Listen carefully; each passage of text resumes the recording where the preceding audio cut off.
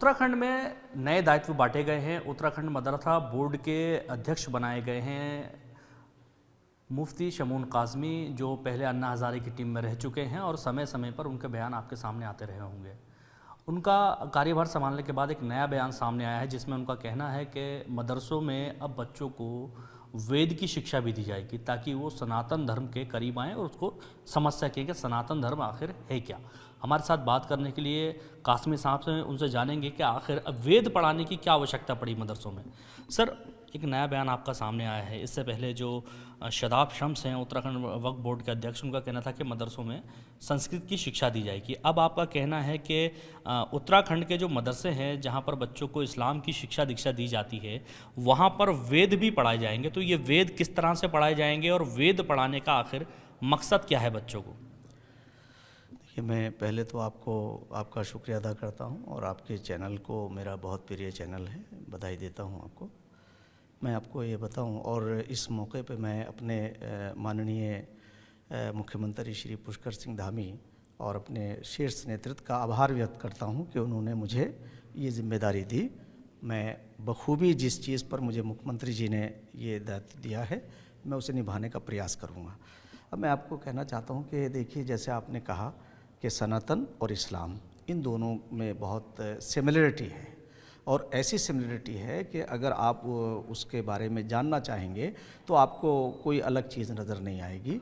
अब एक दूसरे को लोग जब तक नहीं जानेंगे, एक दूसरे के कल्चर को नहीं पहचानेंगे, एक दूसरे के धर्म को नहीं पहचानेंगे तो दूरियां बढ़ेंगी। इससे अगर हम वेद को भी जानने का, अगर हमारे मदरसों में हमारे बच्चे वेद को भी जानेंगे और संस्कृत में क्योंकि वेद है तो जाहिर बात है संस्कृत की जानकारी भी होनी चाहिए।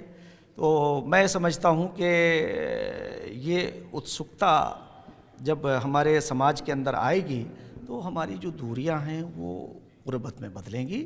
और वसुधैव कुटुम्बकम अल खल्क़ु अयालुल्लाह, तमाम वसुधा, तमाम जो पूरी दुनिया है वो सब अल्लाह का ख़ानदान है, ईश्वर का परिवार है। तो मैं समझता हूँ कि मदरसों का उद्देश्य भी यही होना चाहिए कि दूरियां हम कम करें और हमारे मदरसों से निकलने वाले बच्चे अगर सारे धर्मों के बारे में जानेंगे तो और ज़्यादा उन्हें यानी एक व्यापक तौर से वो काम कर पाएंगे। और ये काम हम उत्तराखंड अपनी देवभूमि, जो बहुत ही पवित्र देवभूमि है, जो तपस्वियों के तप से बनी हुई है, हम उसमें मैं पूरी उम्मीद करता हूं कि हमें सफलता मिलेगी और यहीं से एक नए आयाम हम लिखेंगे और पूरे देश नहीं, पूरे विश्व के अंदर एक मैसेज जाएगा। माननीय प्रधानमंत्री और हमारे मुख्यमंत्री श्री पुष्कर सिंह धामी जी, उनकी प्रायोरिटी पे ये स्टेट है और हम ये चाहते हैं कि ये स्टेट एक आइडियल स्टेट बने।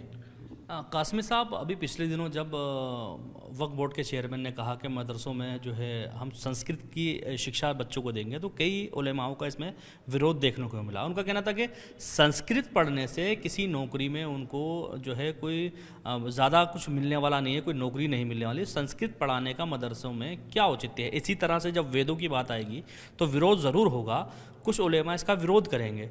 तो उस विरोध को किस नज़रिए से आप लोग देखेंगे और कैसे लोगों को समझाने की कोशिश करेंगे? क्योंकि इस्लाम के आप खुद जानकार हैं, मुफ्ती हैं, तो वेद पढ़ाने से क्या बच्चों को कोई फ़ायदा होगा? बहुत अच्छा आपका प्रश्न है। मैं पहली बात तो ये कहता हूँ कि देखिए, विरोध का अधिक हक तो हर एक को है, इख्तलाफ तो कर सकते हैं आप, मगर अगर उसके इफ़ादियत के ऊपर आप जाएंगे तो मैं समझता हूँ कि उसका विरोध नहीं होगा। उसकी वजह यह है कि देखिए, जैसे वेद के मायने ज्ञान के हैं और मैं हर जगह ये बात कहता हूँ कि वेद और कुरान में दोनों में सिमिलरिटी है, मगर दोनों एक दूसरे के जो उनके अनुयायी हैं जानते नहीं हैं। तो अगर आपसे मैं ये कहूँ कि योग जब 2015 में माननीय प्रधानमंत्री श्री नरेंद्र मोदी जी विश्व के पटल पर इसे उन्होंने मान्यता दिलवाई तो ये पूरे भारत के लिए बड़े गर्व के पल थे और स्वामी रामदेव जी ने इसे पूरे विश्व के अंदर पूरे घर घर पहुंचाया। तो मैं आपको ये बता दूं कि मैंने उस वक्त इसे सपोर्ट किया था और मैं वेद के लिए मैंने, और इसी आपके एबीपी न्यूज़ पर मेरे पूरी उस वक्त की जो है वो क्लिप पड़ी हुई हैं। आपको बताना चाहता हूँ उस वक्त मैंने ओम के ऊपर स्वामी रामदेव जी के साथ मेरा बहुत बढ़िया सा इंटरव्यू है 2021 का, वो भी पड़ा हुआ है, आपके एबीपी न्यूज़ पे भी चला है, वो सारे चैनलों पे चला है।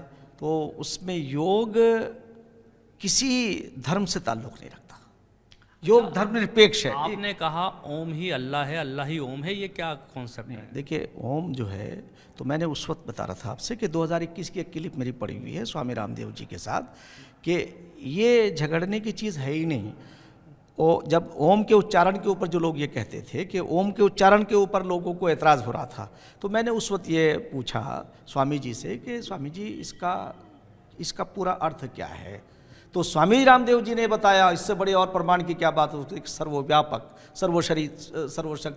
सर्वशक्तिमान, जग का पालनहार, ना उसने किसी को जना ना उससे कोई जना गया। और ये गज़ब हो गया। मैंने कहा स्वामी जी कुल हु अल्लाहु अहद अल्लाहुस समद लम यलिद वलम यूलद वलम यकुल लहू कुफुवन अहद। आपको भेजूंगा उसके क्लिप, आपको मज़ा आ जाएगा।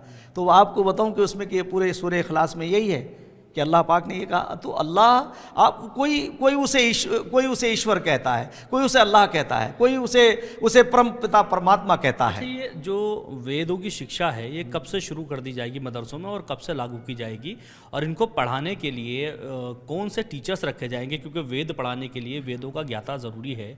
तो हमारे जो मदरसों में पढ़ाने वाले मौलवी हैं उनको तो वेदों का इतना ज्ञान नहीं होगा, तो वेद पढ़ाने के लिए कौन से लोग रखे जाएंगे मदरसे में? नहीं, पहले तो आपको मैं बता दूं कि मैं स्वयं जा करके अलग अलग पीरियड जो है मैं 1 महीने के अंदर बांटूंगा, स्वयं पढ़ाऊंगा स्वयं, क्योंकि मुझे पता है कि जब मदरसा ऐसे हालात से गुज़र रहा है, अगर हमारे पास हम जो हैं पहली बात, और हम हायर करेंगे जो विद्वान हैं उन्हें पढ़ाएंगे, और हम कोई इसके ऊपर थोपेंगे नहीं। ये तो हम आपको बता रहे हैं, इसे तो हम मैंडेटरी हम तौर से करेंगे। ऐसा नहीं है कि हम ये कहेंगे कि हम इस पर लागू करेंगे, साहब आप पढ़िए। अरे लोगों में खुद ही उत्सुकता होगी। मैं आपको दावे के साथ ये बात कह रहा हूँ कि इतना बच्चे चाहेंगे, इतने, क्योंकि इसमें उनका फ्यूचर जो है वो ब्राइट फ्यूचर है इसमें। मतलब इतना आप ये देखेंगे कि जो संभावनाएँ हैं, कैसी संभावनाएं हैं कि जब अगर वो योग करेंगे तो योग टीचर्स हो सकते हैं, और योग टीचर्स जो होंगे तो आपको बता दूं कि मस्जिदों की तरफ क्या मिलेगा उन्हें? फिर तो योग टीचर तो आज आप समझिए कि 1-1 लाख रुपए से ज़्यादा कमा रहा है। और हम ये कोशिश करेंगे कि ऐसा प्रशिक्षण उन्हें देंगे, क्योंकि हमारी पतंजलि जो है सबके कल्याण के लिए काम कर रही भाई, तो हमारे इन मौलवियों का भी कल्याण होगा। हम तो एक ऐसा माहौल बनाएंगे कि आप देखेंगे ये जो नया भारत है, जो हमारे प्रधानमंत्री श्री नरेंद्र मोदी जी ने जिसका सपना आज वो साकार कर रहे हैं, पिछले 9 सालों का कार्यकाल 60 सालों पर भारी है, और वो हम अपनी आंखों से देख रहे हैं, और हम इस पे काम करेंगे। आपको बताएं कि एक दौर आएगा ऐसा, ये जो 60 साल में जो मीडिएटिंग की थी और मुसलमानों को मुख्य धारा से काटा था, हम मुख्य धारा से जोड़ेंगे। और मुख्य धारा से जोड़ने के बाद आपसे दानिश साहब, आज से आपसे कह रहा हूँ, आप देखिएगा कि किस तरह से हमारा ये मंशा ये नहीं है कि इससे हमें कोई ख्याति प्राप्त करना हो। हमें ईश्वर ने एक ऐसे परिवार से जोड़ा है। भारतीय जनता पार्टी एक भारत के लोगों की पार्टी है। तो ये वेदों की शिक्षा है और जो योग की शिक्षा है कि पतंजलि के द्वारा जो वहाँ मौलाना पढ़ाएंगे मदरसों में, उनको दी जाएगी, उनको ट्रेनिंग दी जाएगी वहाँ पर। नहीं, मैंने आपको बताया ना कि ये कोई कंट्रोवर्सी का मेरा स्टेटमेंट नहीं है, मेरा ये कल्याण के लिए है कि पतंजलि में उनको सिखाया जाए। मतलब पतंजलि में जो मौलाना होंगे मदरसों के, उनको कम से कम वहाँ पर वहाँ से ट्रेनिंग हासिल करेंगे। मैं चूँकि पतंजलि जो भारतीय बोर्ड है उसका मैं खुद सदस्य हूँ, तो मैं वहाँ, और वो तो सबके कल्याण, वहीं से हम प्रशिक्षण उन्हें कराएंगे, और हम तो उन्हीं बच्चों को जो मदरसे के लोग हैं उन्हीं में से निकाल करके उनसे काम लेंगे। और हमारे मदरसों में तो बहुत बड़ा टैलेंट छुपा हुआ है।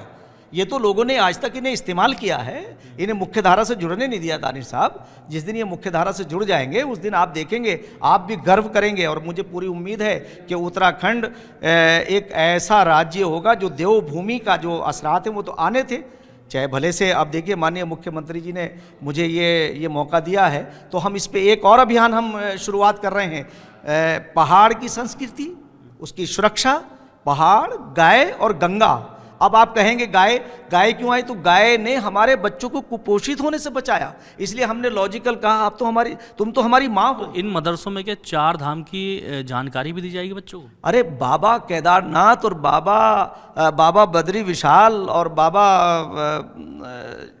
ये जो हमारे 4 धाम जिससे हम यहाँ जुड़े हुए हैं, ये सिर्फ हिंदुओं के लिए पूजनीय नहीं है, ये मुसलमानों के लिए भी बड़े आदरणीय हैं।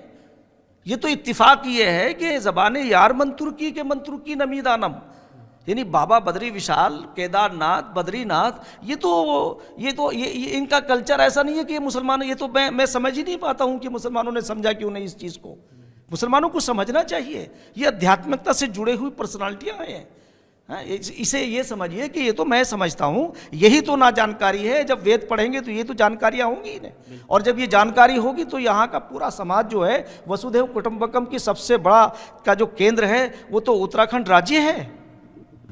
हमारे साथ बात करने के लिए कासमी साहब थे, जिनका साफ तौर पे कहना है कि मदरसों में वेद के साथ साथ हम उन 4 धामों की भी जानकारी अपने बच्चों को देंगे जो उत्तराखंड में मौजूद हैं। साथ ही जो मौलवी होंगे मदरसों में पढ़ाने वाले, उनको ट्रेनिंग के लिए पतंजलि योगपीठ से संपर्क किया गया है। वहाँ पर उनको वेद की और योग की ट्रेनिंग दी जाएगी ताकि वो अपने मदरसे में बच्चों को ये सब शिक्षा दे सकें। Danish Khan, ABP live, Uttarakhand.